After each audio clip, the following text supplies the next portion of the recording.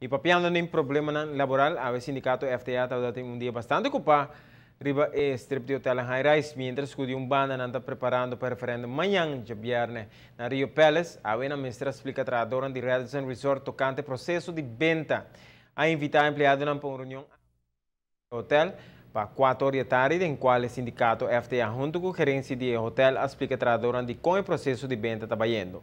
Explica empregado que oficialmente o edifício de Radisson Resort não está vendido ainda, aunque tem acordo de princípio firmado com o Rio Palace. Está dependendo da decisão de corte tomada dia 17 de junho próximo, tem a disputa entre Carlson Group, Aruba Growth Fund e Rio Palace, que tem mais claridade com o processo de venda lo continuar.